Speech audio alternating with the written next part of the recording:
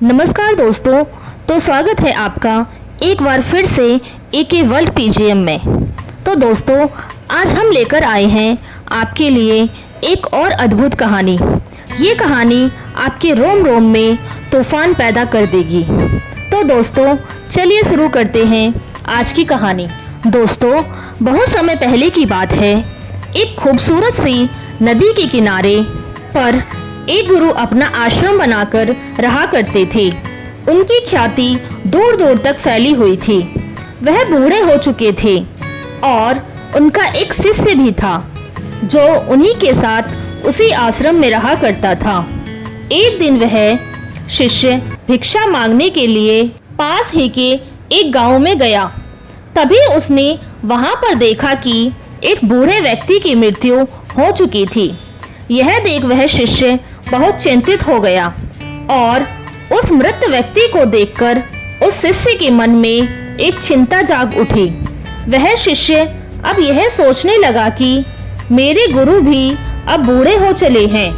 यदि वह मुझे छोड़कर चले जाएंगे तो मेरा मार्गदर्शन कौन करेगा? मुझे रास्ता कौन दिखाएगा? मैं किसके मार्गदर्शन से अपना अध्यात्म की इस सफर को पूरा कर पाऊंगा? वह यही सोचता हुआ वापस आश्रम लौट आया, लेकिन उसने अपने गुरु से कुछ नहीं कहा। लेकिन वह हर दिन अब चिंता में रहने लगा था। वह हर रोज सुबह उठकर सबसे पहले अपने गुरु के पास जाता और यह देखता कि कहीं उनकी सांसें चल रही हैं या नहीं, गुरु जीवित तो है ना। और जब वह यह देखता कि उन गुरु की सांसें अब भी चल रही हैं, तो वह यह देखकर सुकून की सांस लेता। देखते ही देखते अब यह डर उसके मन की गहराई तक बैठता जा रहा था, क्योंकि उसने बहुत से बूढ़े लोगों को मृत्यु प्राप्त करते हुए देखा था।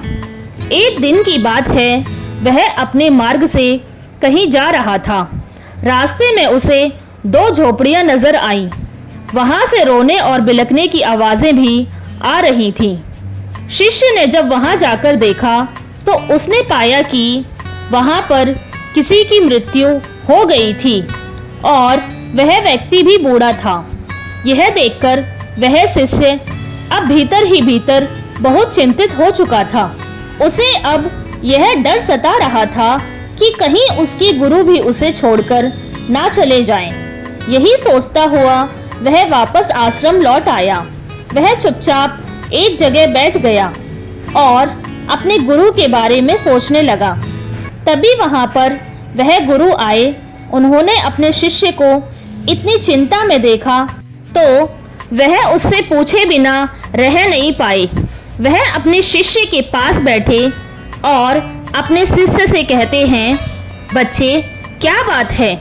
मैं तुम्हें कई दिनों से चिंता में देख रहा हूँ। क्या कोई विपदा आन पड़ी है? अपने गुरु के इस प्रश्न का जवाब देते हुए वह शिष्य उन गुरु से कहता है, हे गुरुवर, मुझे तो बहुत अजीब लग रहा है, लेकिन मैं जो भी कहना चाहता हूँ यह सत्य है और मैं इसे छुपा नहीं सकता। मैंने कई सारे बूढ़े लोगों को मरते हुए देखा है और मेरे मन में भी यही डर है कि आप भी बूढ़े हो चुके हो। लेकिन मैं आपको खोना नहीं चाहता, क्योंकि यदि आप छोड़कर चले गए तो फिर मुझे राह कौन दिखाएगा? आपके बिना मैं अपने सफर को किस प्रकार पूरा कर पाऊंगा? उन गुरु ने अपने शिष्य की मन की इस बात को ध्यानपूर्वक सुना और उसके बाद वह जोर जोर से हंसने लगे और इस पर शिष्य बड़ा आश्चर्यचकित हुआ और उसने अपने गुरु से कहा, हे गुरुवर, आप हंस क्यों रहे हैं? क्या मैंने कुछ गलत कह दिया? क्या बूढ़े लोग मृत्यु को प्राप्त नहीं होते? इस पर वह गुरु अपने शिष्य से कहते हैं, बच्चे, इस दुनिया में मृत्यु का बुढ़ापे या जवानी से कोई संबंध नहीं है। तुझे इस बात की चिंता है कि मैं मर जाऊंगा तो तुझे मार्गदर्शन कौन देगा? किंतु तुमने एक पल के लिए यह नहीं सोचा, यदि मुझसे पहले तुम्हारी मृत्यु हो गई तो तुम क्या कर पाओगे? ऐसी अवस्था में तुम मुझसे मार्गदर्शन कैसे ले पाओगे? अपने गुरु की यह बात सुनकर वह शिष्य आश्चर्यचकित रह गया और पूरी तरह से स्तब्ध रह गया और मन ही मन वह सोचने लगा कि यह बात तो मैंने सोची ही नहीं। गुरुवर तो सत्य ही कह रहे हैं। मैं तो यह सोच रहा था कि केवल बूढ़े लोग ही मरते हैं, किंतु वास्तविकता तो यह है कि बच्चे और जवान भी मरते हैं। ऐसे में यदि मेरी मृत्यु मेरे गुरु से पहले हो गई तो मैं मार्गदर्शन कैसे ले पाऊंगा? अपनी मंजिल तक कैसे पहुंच पाऊंगा? अब से उस शिष्य के मन में केवल एक ही बात चलने लगी और वह यह थी कि यदि वह गुरु से पहले ही मर गया तो आखिर वह क्या जानकर मरेगा? आखिर वह क्या हासिल करके मरेगा? वह यह सोच रहा था कि जीवन तो अनिश्चित है। शिष्य यह सब बैठकर सोच ही रहा था कि देखते ही देखते रात्रि का वक्त हो चुका था और गुरु अपने कक्ष में सोने के लिए चले गए थे। शिष्य भी सोने की कोशिश कर रहा था, लेकिन इस विचार ने उसके मन में इतनी खलबली मचा दी थी कि वह सो नहीं पा रहा था। वह बेचैन था। आधी रात में वह शिष्य अपने बिस्तर से उठा और उन गुरु के पास जा पहुंचा। उन्हें जगाकर वह शिष्य उन गुरु से कहता है, हे गुरुवर, यह जीवन तो अनिश्चित है, पता है, लेकिन मैं कल का सूरज देख पाऊंगा या नहीं मैं नहीं जानता और जीवन के बारे में तो कुछ भी नहीं कहा जा सकता। इसलिए हे गुरुवर, मुझे वह आखिरी बात बता दीजिए जो ज्ञानी लोग अंत में सत्य को प्राप्त करके जानते हैं। इस जवाब में वह गुरुवर अपने शिष्य से कहते हैं, बच्चे, तुम्हें इतनी जल्दी क्या है? जैसे सब लोग उस सत्य को प्राप्त करते हैं, तुम भी कर लेना। इस पर वह शिष्य उन गुरुवर से कहता है, हे गुरुवर, आपने ही तो कहा है कि जीवन अनिश्चित है और मेरी मृत्यु का भी कोई भरोसा नहीं पता। नहीं, मैं कल का सूरज देख पाऊंगा या नहीं, भरोसा नहीं है कि मैं सुबह तक जीऊंगा या नहीं। इसलिए मैं सुबह तक का इंतज़ार नहीं करना चाहता। आप मुझे अभी और इसी समय वह बात बता दीजिए। मैं वह आखिरी बात जानना चाहता हूँ जो ज्ञानी लोग अपने जीवन के अंत में जानते हैं। कम से कम मृत्यु के वक्त मुझे यह तसल्ली तो होगी कि कम से कम मुझे वह बात पता है कि आखिर अंत में है क्या। इस पर वह गुरुवर अपने शिष्य से कहते हैं, ठीक है, यदि तुम यह ज्ञान जानना चाहते हो तो मैं तुम्हें यह बात जरूर बताऊंगा, लेकिन आज नहीं, आज के 3 दिन बाद। इस पर वरिष्ठ कहता है, किंतु हे गुरुवर, मुझे यह तक नहीं पता कि मैं सुबह का सूरज देख पाऊंगा या नहीं और आप मुझे 3 दिन इंतज़ार करने के लिए कह रहे हैं। इसके जवाब में वह गुरुवर अपने शिष्य से कहते हैं, बच्चे, यदि तुम वह बात जानना चाहते हो तो तुम्हें 3 दिन तक इंतज़ार करना ही होगा। इसके पहले मैं तुम्हें वह बात नहीं बता सकता।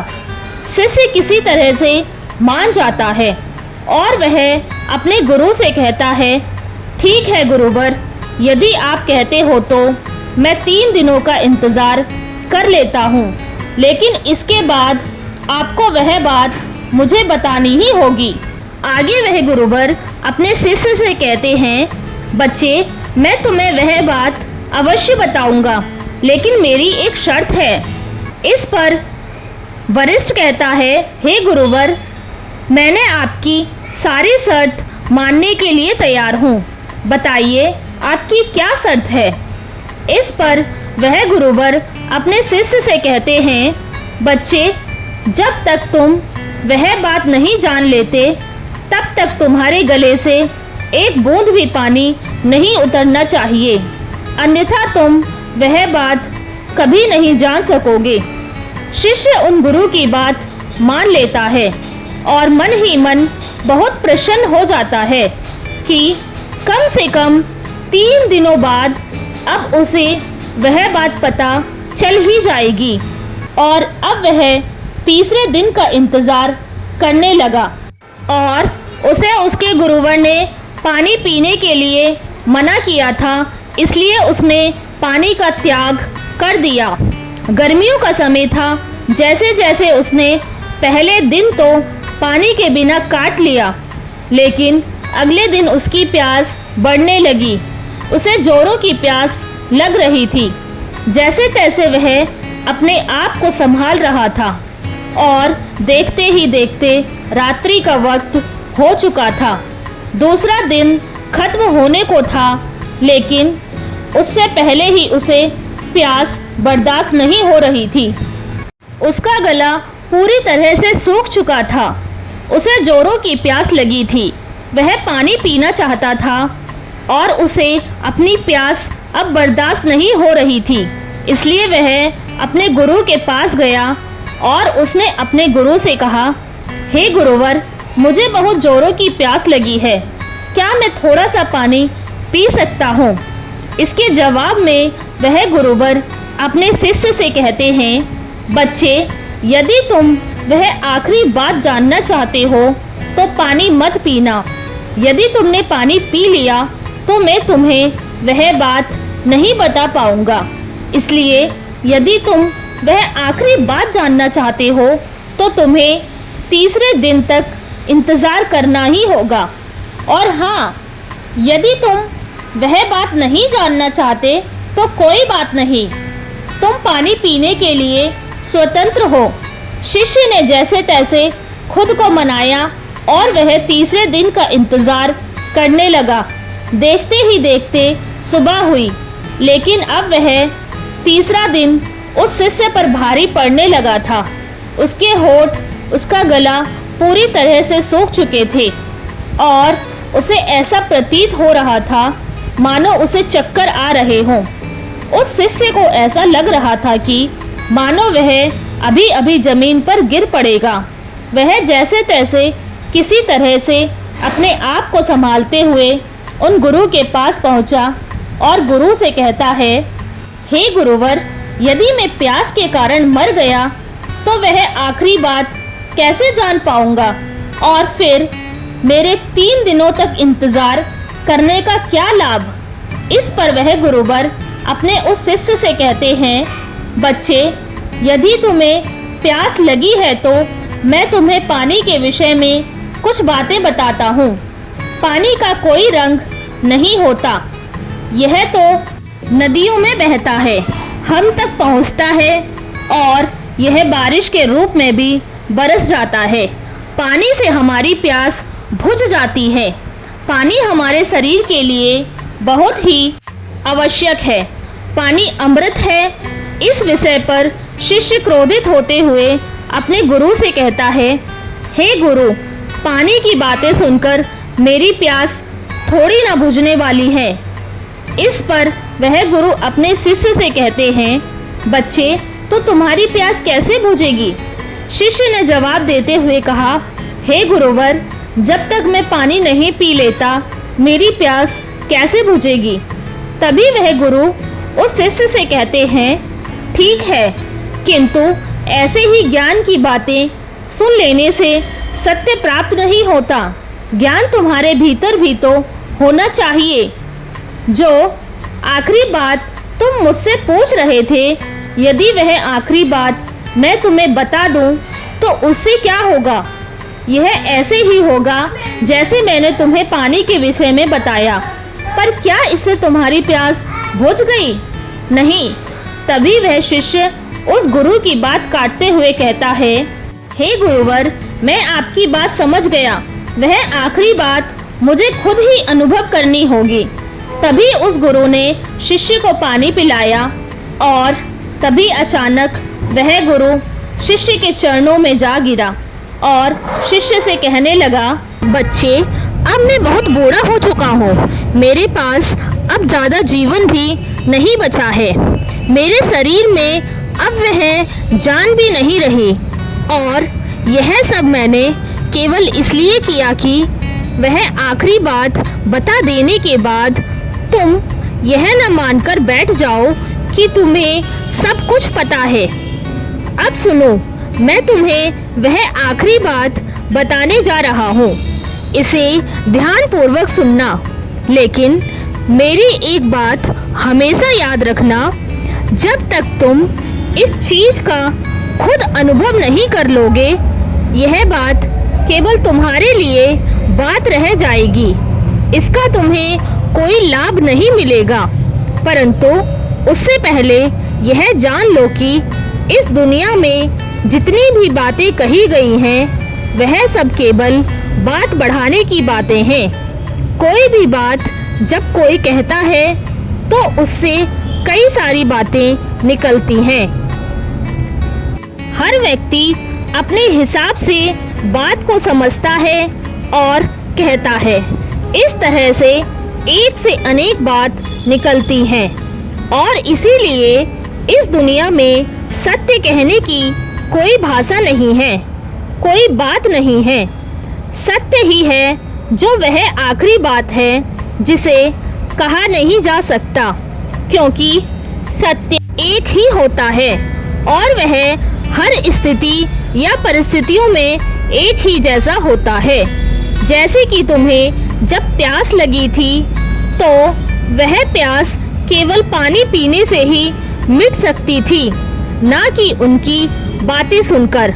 जब तुम्हें प्यास लगी थी तो उसका अनुभव तुम ही जान सकते हो, परंतु पानी के बारे में बातें तो बहुत हो सकती हैं। इसलिए मैं तुम्हें वह आखिरी बात बताने जा रहा हूँ। इसे ध्यानपूर्वक सुनना और इसका अनुभव करने का प्रयास करना। आगे वह गुरुवर अपने शिष्य से कहते हैं, बच्चे, आखिरी बात जो बुद्ध पुरुष अंत में जानते हैं। इतना कहकर वह गुरुवर शांत हो गए। तभी वह शिष्य उन गुरुवर से कहता है, गुरुवर कहिए, मैं सुन रहा हूँ, आखिर बताइए ना, क्या बात है। वह शिष्य कई बार यही बात दोहराता रहा, लेकिन उसके गुरु ने कुछ भी नहीं कहा।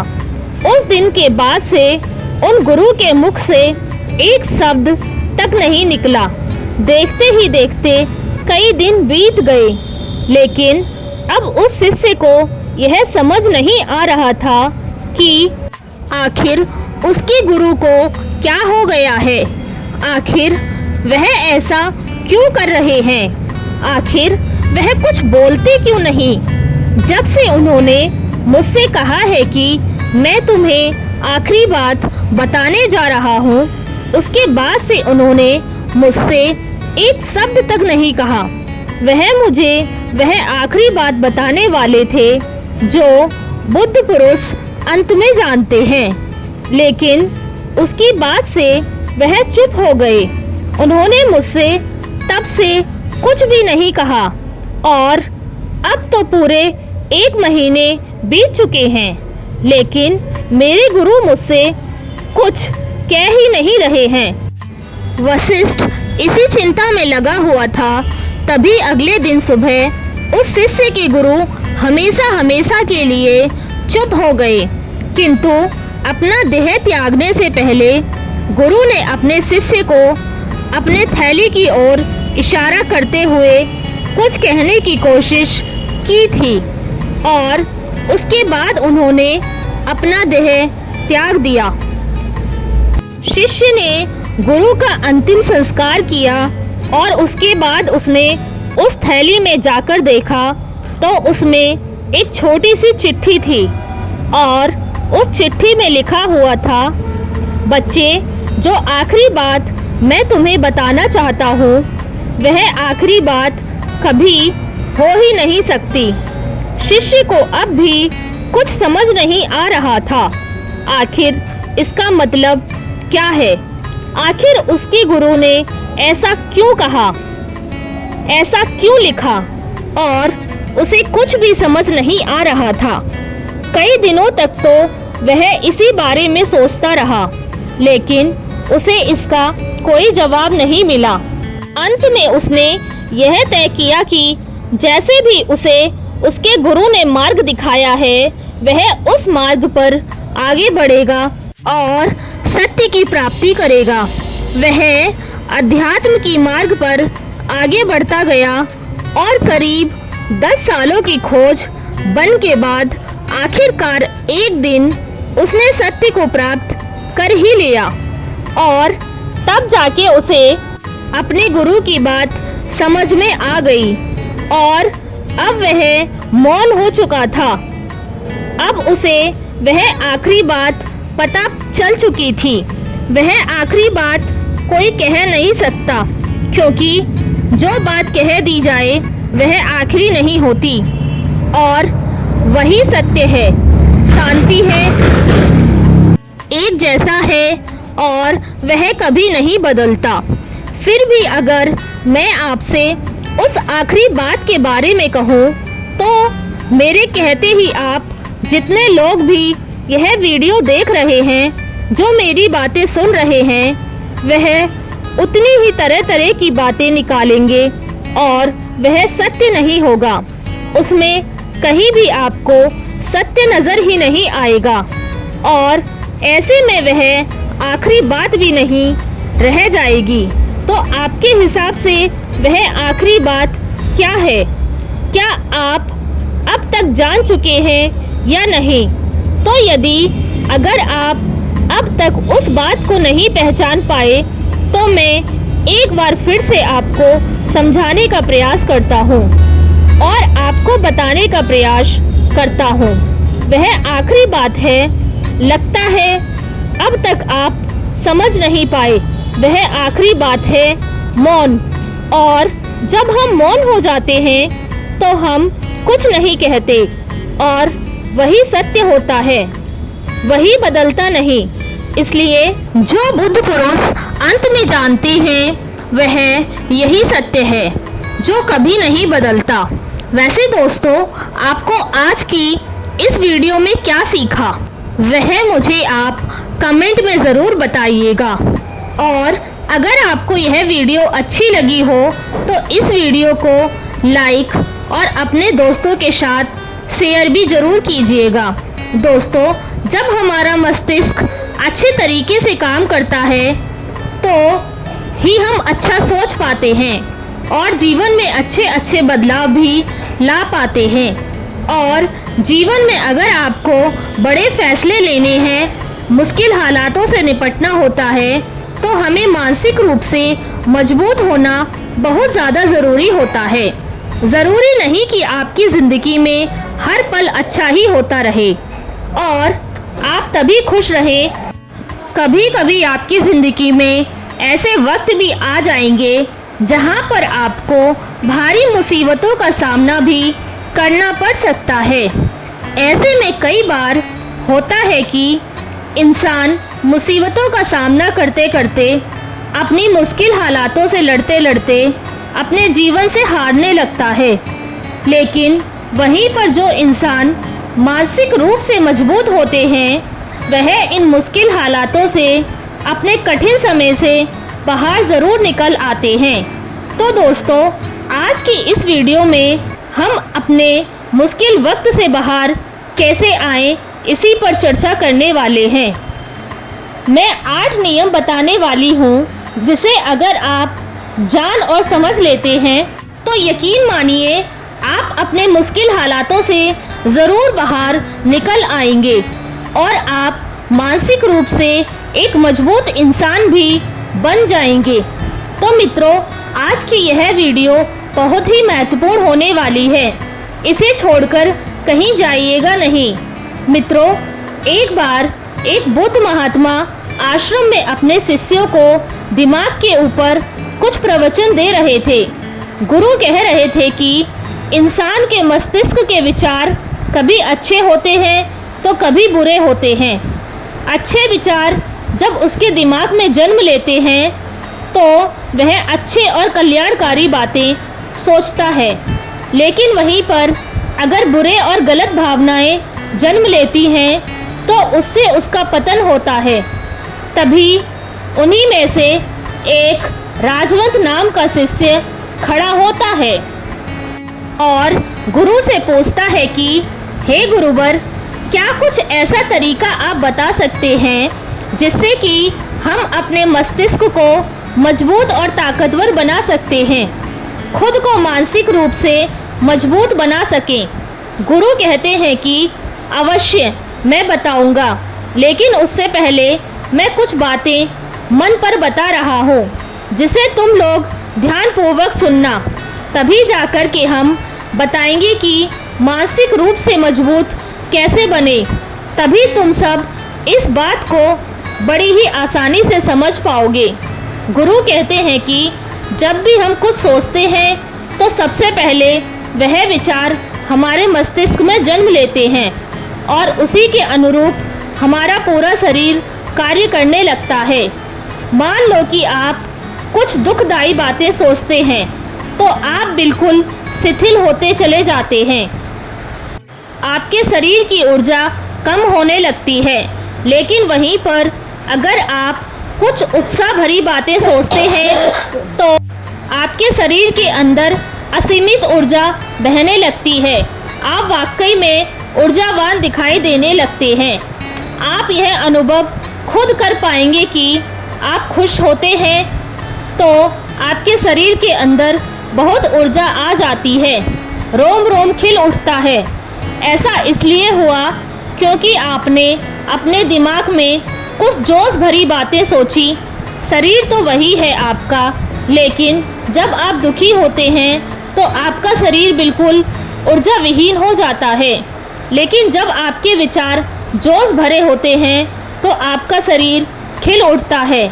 यानी हमारा शरीर किस तरीके से काम करेगा यह हमारे मस्तिष्क में उत्पन्न हो रहे विचारों पर निर्भर करता है। अब तुम सबको मेरी बातें बहुत ही अच्छे तरीके से समझ में आएंगी। अब हम बताने जा रहे हैं कि मानसिक रूप से हम मजबूत कैसे बने। गुरु कहते हैं कि मैं तुम सबको 8 तरीके बताऊंगा। अगर आप उन 8 तरीकों को अपने दिमाग में लाएं, वैसा ही सोचते हैं तो यकीन मानिए आपका शरीर भी वैसा ही काम करने लगेगा। जैसा कि मैं पहले बता चुका हूँ कि जब आप दुखी होते हैं तो आपका शरीर ऊर्जा विहीन होने लगता है, लेकिन जब आप खुश होते हैं आपके दिमाग में अच्छे विचार आते हैं, आप खुश हो गए तो आपके शरीर में अच्छी ऊर्जा बहने लगती है।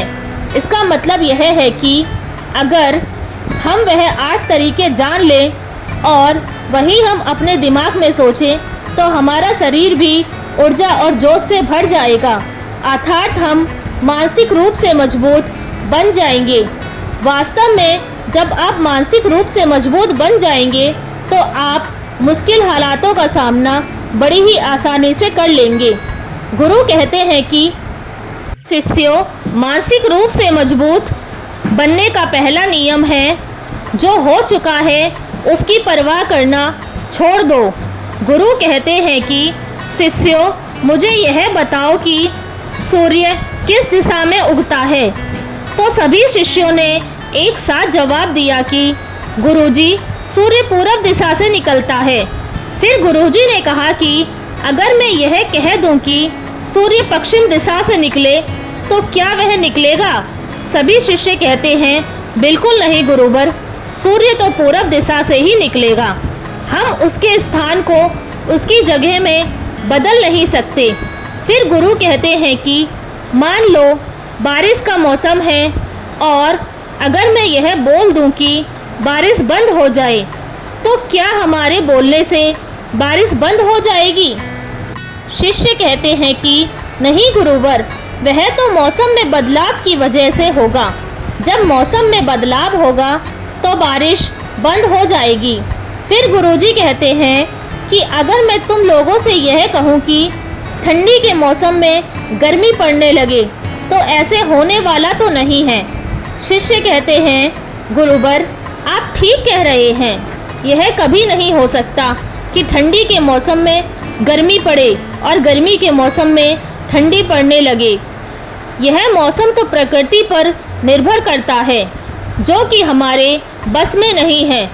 फिर गुरु कहते हैं कि ठीक उसी प्रकार अगर जो चीज़ हमारे बस में नहीं होती है या जो बातें घटनाएं बीत चुकी हैं, अगर हम उन घटनाओं को लेकर के बार बार परेशान होते रहेंगे या उनकी बहुत ज़्यादा प्रभाव करेंगे, तो क्या हम भूतकाल की घटनाओं को बदल सकते हैं? शिष्य कहते हैं नहीं गुरुवर। फिर गुरु कहते हैं कि अगर तुम उन बीती घटनाओं को लेकर के बार बार चिंता में रहोगे और उस चीज़ की परवाह करोगे तो तुम परेशान होते चले जाओगे। इसलिए तुम्हारी ज़िंदगी में जो घटित हो चुका है, कोशिश करो उसे भूलने की। और उसका एकमात्र तरीका है कि आप अपने आने वाले समय पर, आने वाले भविष्य पर, आने वाली चीज़ों पर अपना ध्यान केंद्रित करिए। गुरु आगे कहते हैं कि मानसिक रूप से मजबूत बनने का दूसरा नियम है ध्यान करने की आदत डालें। गुरु कहते हैं कि गौतम बुद्ध जब सत्य की खोज में निकल पड़े थे तो उन्होंने बहुत सारे उपाय किए थे, बहुत सारे कर्म कांड किए, लेकिन उन कर्म कांडों की वजह से उन्हें बहुत ज़्यादा कुछ हासिल नहीं हुआ और उनका शरीर दुबला पतला होता चला गया।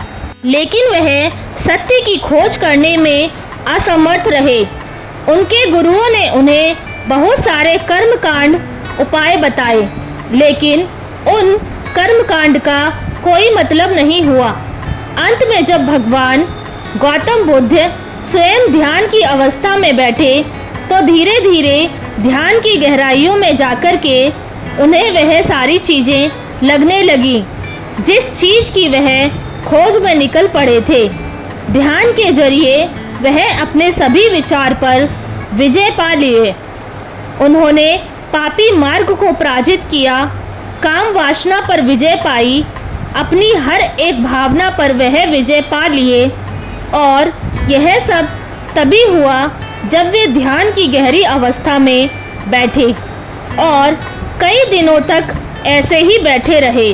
ध्यान करने से हमारा मन और मस्तिष्क बहुत ही शांत हो जाता है, जिससे कि अगर हम किसी वस्तु पर या किसी के बारे में या किसी चीज़ के बारे में जब विचार करते हैं तो हमारा पूरा ध्यान उसी पर केंद्रित रहता है।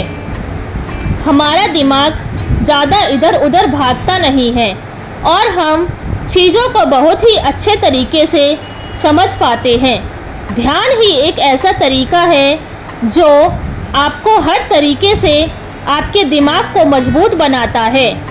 बौद्ध भिक्षु अगर किसी बात पर ज़्यादा जोर देते हैं तो वह ध्यान की प्रक्रिया पर, ध्यान में कई घंटों तक बैठे रहते हैं, जिससे उनका दिमाग बहुत ही शांत रहता है, उनका मन बहुत ही शांत रहता है।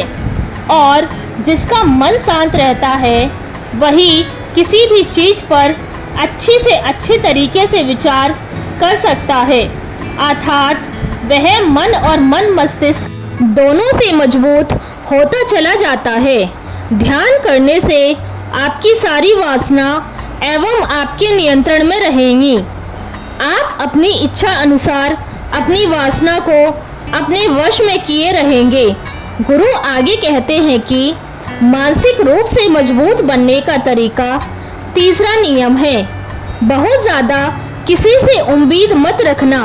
गुरु ने कहा कि तुम सब अपनी मर्जी से जन्म लिए हो, अपनी मर्जी से ही गर्भ चुनाव किए हो, लेकिन इंसान जन्म लेने के बाद वह यह सब भूल जाता है कि उसे क्या करना क्या नहीं, वह किस लिए जन्म लिया था और जन्म लेने के बाद वह तमाम तरह की वासनाओं से ग्रसित हो जाता है।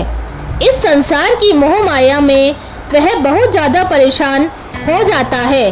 वह खुद को जान ही नहीं पाता, वह खुद को भूल जाता है।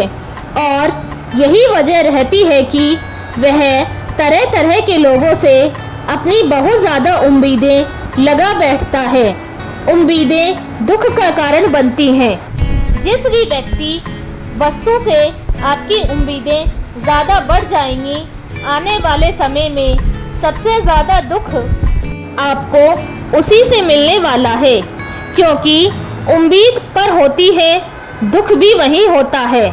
क्योंकि अगर आप किसी से बहुत ज़्यादा उम्मीद लगा लिए होते हो तो वह व्यक्ति आपकी उम्मीदों पर खरा नहीं उतरा तो सबसे ज़्यादा दुख आपको उसी से होने वाला है। क्योंकि जब उम्मीद टूटती है तो दुख बहुत ज़्यादा होता है। इसीलिए इस सांसारिक और इस भौतिक जीवन में बहुत ज़्यादा उम्मीद और बहुत ज़्यादा मोह किसी भी व्यक्ति से मत करना। तभी एक शिष्य उठ खड़ा होता है और कहता है कि हे गुरुवर, हम बिना उम्मीद से, बिना आशा से कैसे जी सकते हैं। हम सबके मन में रहता है कि मुझे यह चीज़ करनी है, मुझे वह चीज़ करनी है, मुझे जीवन में ऊंचाइयों को हासिल करना है। और बिना उम्मीद के तो हम लोग जीवन में आगे बढ़ ही नहीं सकते। गुरु ने कहा कि कुछ पाने की लालसा, कुछ बड़ा बनने की लालसा जीवन में ज़रूर आपको ऊंचाइयों तक ले जाएगी। कुछ बड़ा बनने के लिए लालसा खुद से होती है, ना कि किसी व्यक्ति वस्तु विशेष से। मैं यहाँ पर लोगों के बारे में बता रहा हूँ कि अगर तुम यह सोचो कि मेरा दोस्त मेरे साथ हमेशा खड़ा रहेगा, या मेरे लिए मेरे साथ हमेशा खड़ा रहेगा, या आप जो सोचो वह सामने वाला इंसान आपके लिए वैसा करे, तो यह चीज़ें बहुत ज़्यादा उम्मीद और मोह माया को बढ़ावा देती हैं। बहुत ज़्यादा उम्मीद किसी से मत रखना। खुद से उम्मीद रखोगे तो दुख कभी बहुत ज़्यादा नहीं होगा, लेकिन अगर दूसरों से उम्मीद रखोगे तो वह उम्मीद पूरी नहीं हुई तो दुख बहुत ज़्यादा होगा। कई बार होता है कि माता पिता जो अपने जीवन में हासिल नहीं कर पाए, वह चाहते हैं कि वह चीज़ उनके बच्चे हासिल करें। वह सारा भार अपने बच्चों पर ला देते हैं। बच्चे उनके हिसाब से चले व उनकी उम्मीदों को पूरा करें। उन्होंने जो अपने जीवन में हासिल नहीं कर पाया, वह काम अब उनके बच्चे करें। और लगभग इस समय तो सभी के माता पिता यही कह रहे हैं। बहुत कम लोग होते हैं जो अपने बच्चों को आज़ाद रखते हैं। मेरी सभी से गुजारिश है कि अपनी उम्मीदों का पहाड़ अपने बच्चों पर ना थोपे। गुरु कहते हैं कि मानसिक रूप से मजबूत होने का चौथा नियम है कि पहली बार में ही किसी काम में फेल होने से डरो मत। गुरु आगे कहते हैं कि शिष्यों, अगर डर तुम पर हावी हो जाएगा तो तुम अवश्य असफल हो जाओगे। अपनी ज़िंदगी में वह इंसान सबसे ज़्यादा असफल होता है जिसे अपने लक्ष्य को पाने का डर रहता है। अगर डर तुम्हारी ज़िंदगी में बढ़ गया तो तुम्हें वह असफलता की तरफ ज़रूर ले जाएगा, क्योंकि डर तुम्हारे आत्मबल को, तुम्हारे आत्मविश्वास को डगमगा देगा, कमज़ोर कर देगा, और तुम्हारा आत्मबल, तुम्हारा आत्मविश्वास कमज़ोर हो जाएगा, जो तुम निश्चित ही अपने लक्ष्य को पाने में असमर्थ महसूस कर पाओगे। और यही असमर्थता तुम्हें असफलता की ओर ले जाएगी। इसीलिए जीवन में जब तुम अपने लक्ष्य की प्राप्ति के लिए आगे बढ़ो तो मन में किसी भी चीज़ की शंका मत रखो कि मैं फेल हो जाऊंगा, अगर यह नहीं हुआ तो यह हो जाएगा। यह सब बातें अपने दिमाग में मत लाओ, क्योंकि यह सभी बातें आपको डर की तरफ ले जाएंगी। और जब डर बढ़ेगा तो तमाम शंका बढ़ेंगी। तमाम शंका आपके दिमाग में पैदा होंगी। आपको घबराहट भी हो सकती है। आपको नींद नहीं आएगी। रात को बेचैन मन होने लगेगा, क्योंकि आपका डर आपको असफलता की तरफ ले जा रहा है। और जब असफलता का विचार आपके दिमाग में आएगा तो आप और ज़्यादा डरने लगेंगे। इसीलिए जीवन में जब आप लक्ष्य की प्राप्ति के लिए आगे बढ़ जाओ तो मन में कोई शंका मत रखो। सिर्फ और सिर्फ अपने काम करने पर ध्यान दो। जब तुम काम करने पर ध्यान दोगे तो तुम भी डरोगे नहीं, क्योंकि तुम अपने लक्ष्य की प्राप्ति के लिए काम कर रहे हो, उसके लिए जुट गए हो। तो तुम्हारा डर खत्म हो जाएगा, और जब डर खत्म हो जाएगा तो तुम ज़रूर सफल हो जाओगे। गुरु आगे कहते हैं कि 5वां नियम है मानसिक रूप से मजबूत बनना। वह यह है कि जिंदगी में कभी भी खुद को कोसो नहीं। गुरु कहते हैं कि जो इंसान जितना ज़्यादा संघर्ष करता है वह उतना ही मजबूत बनता चला जाता है। जितना ज़्यादा तुम मजबूत बनोगे उतना ही ज़्यादा तुम काबिल होते चले जाओगे। इसीलिए अगर तुम किसी भी चीज़ में असफल भी हो जाते हो तो, या कोई चीज़ तुम्हारी इच्छा के अनुसार नहीं हुई, या तुमने कुछ ऐसा कार्य किया जैसा नहीं करना चाहिए था, और इन सब बातों को लेकर के अगर तुम पछता रहे हो तो खुद को कोस रहे हो, तो यह तुम्हें मानसिक रूप से कमज़ोर करता चला जाएगा। क्योंकि खुद को कोसना बहुत ज़्यादा खतरनाक होता है। यह आपके दिमाग में क्षमता को कम कर देगा और आपकी सोचने समझने की शक्ति को कम कर देगा। आपके आत्मबल, आपके आत्मविश्वास को कम कर देगा। इसीलिए जीवन में कभी भी किसी भी कार्य के लिए खुद को कोसना नहीं है, क्योंकि अगर वह कार्य तुमसे नहीं हुआ या जो तुम सोच रहे हो वह ज़िंदगी में नहीं कर पाए, तो इसका मतलब यह नहीं है कि तुम असफल ही हो गए। अगर मैं यह कहूँ कि यह सामने वाला आम का पेड़ है और इस पेड़ पर सबसे पहले कौन सा जानवर चढ़ेगा? हाथी चढ़ेगा, बंदर चढ़ेगा, या फिर गिलहरी और या फिर शेर? तो सभी शिष्यों ने कहा कि गुरुवर, इस पर तो गिलहरी और बंदर सबसे पहले चढ़ जाएंगे। तभी फिर गुरु कहते हैं कि तो अगर यह हाथी सोचे कि मैं इस पेड़ पर नहीं चढ़ पाया, अगर वह खुद को कोसने लगे तो क्या यह सही है? शिष्य ने कहा कि गुरुवर, यह तो गलत बात है, क्योंकि हाथी तो कभी भी पेड़ पर चढ़ ही नहीं सकता। हाथी तो पेड़ पर चढ़ने के लिए बना ही नहीं है। गुरु कहते हैं कि ठीक इसी प्रकार हर व्यक्ति एक काम करने के लिए ही बना है। एक व्यक्ति का काम करने की कला का दिमाग का अलग अलग महत्व होता है। कोई किसी कार्य में माहिर होता है तो कोई किसी कार्य में। बस हमें इसी को समझने की ज़रूरत होती है। ज़रूरी नहीं कि दुनिया के लोग जैसा कर रहे हैं तो तुम भी वैसा करो। तुम अपनी प्रतिभा के हिसाब से कार्य को करो। अगर तुम अपनी प्रतिभा के हिसाब से करोगे तो तुम उसमें ज़रूर सफल होगे। गुरु आगे कहते हैं कि मानसिक रूप से मजबूत बनने का छठा नियम है, अपनी ऊर्जा को व्यर्थ में बर्बाद मत करो। गुरु कहते हैं कि तुम सबके अंदर अभी बहुत ऊर्जा है। कभी भी अपनी ऊर्जा को गलत कार्यों में, गलत लोगों पर बर्बाद मत करना, क्योंकि अगर तुम अपनी ऊर्जा को बर्बाद करोगे तो वह तुम्हें बर्बादी की तरफ ले जाएगी।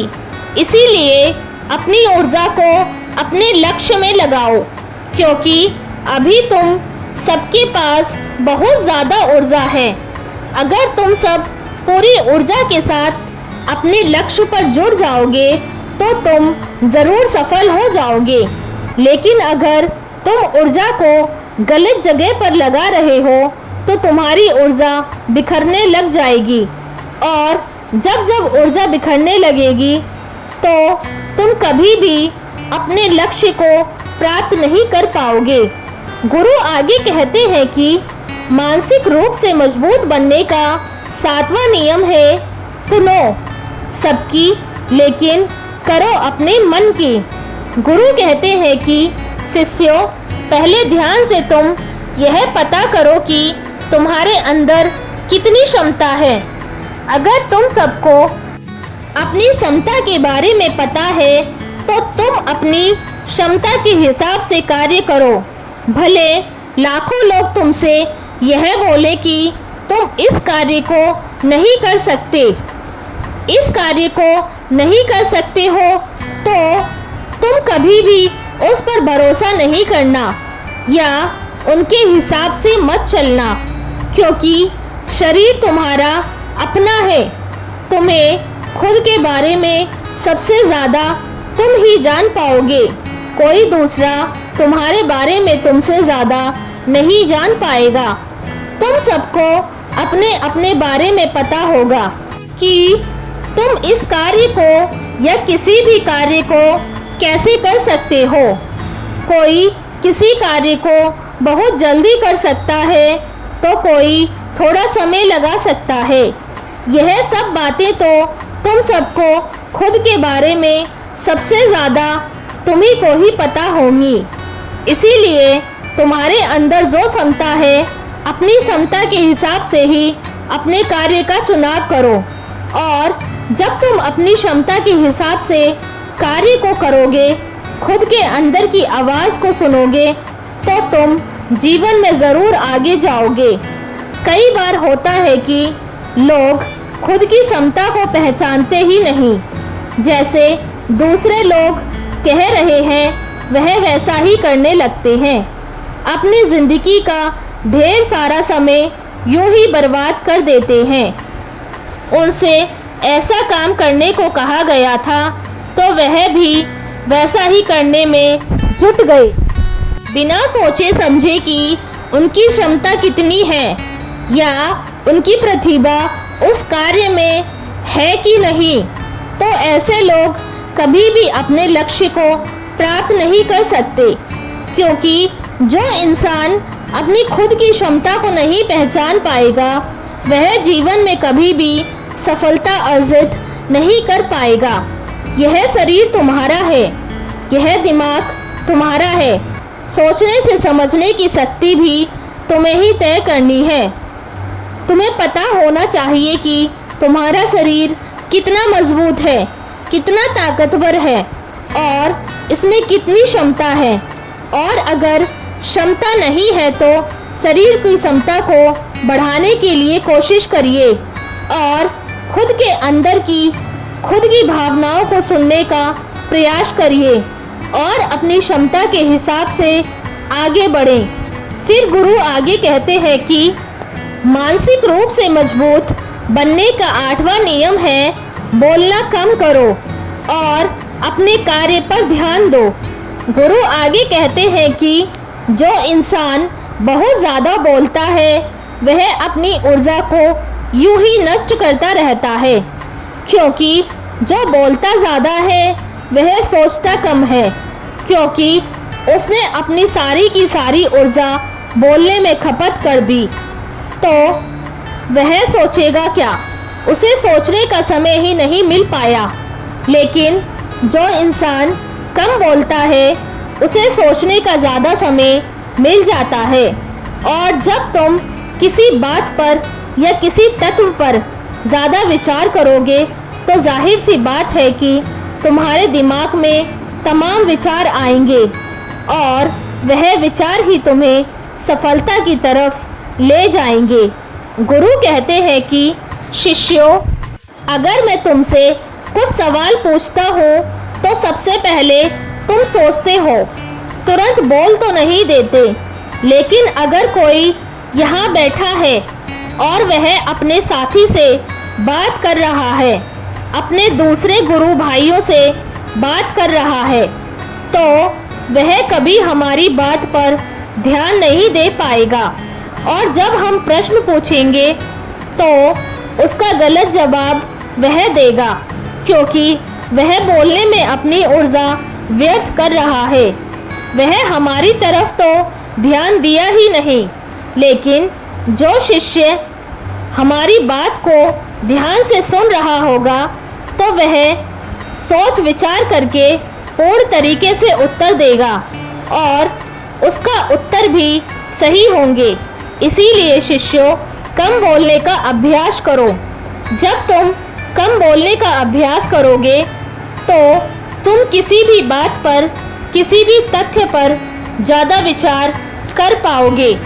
तो जाहिर सी बात है कि समस्या का समाधान ज़रूर निकल आएगा और कम बोलने से तुम्हारी ऊर्जा की भी बचत होगी।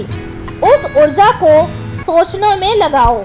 गुरु कहते हैं कि शिष्यों, यह मानसिक रूप से मजबूत बनने के 8 नियम, अगर तुम सब यकीन के साथ इन 8 नियमों का पालन अपनी ज़िंदगी में करते हो तो तुम मानसिक रूप से अवश्य मजबूत बनोगे। फिर कोई परेशानी भी, रुकावट भी तुम्हारी ज़िंदगी में नहीं आने वाली, कोई समस्या भी नहीं आएगी, तो तुम उसका डटकर सामना भी कर पाओगे। सभी शिष्य गुरु की बात को सुनकर के उनका कोटि कोटि नमन करते हैं और वे लोग समझ जाते हैं कि मानसिक रूप से मजबूत बनने के यह 8 नियम आपकी ज़िंदगी में कितने हितकारी साबित होने वाले हैं। वह सभी गुरु को प्रणाम करते हैं और उस दिन की शिक्षा भी पूरी हो जाती है। सभी लोग अपने आश्रम में चले जाते हैं। तो दोस्तों, उम्मीद है कि इस वीडियो से आपको कुछ सीखने को मिला होगा।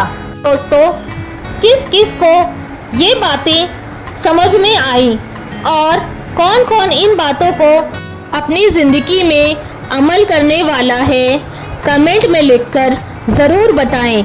और दोस्तों, अगर आपको यह वीडियो पसंद आई हो तो अपने दोस्तों और साथियों के साथ शेयर अवश्य करें और इस चैनल को लाइक, शेयर और सब्सक्राइब ज़रूर करें।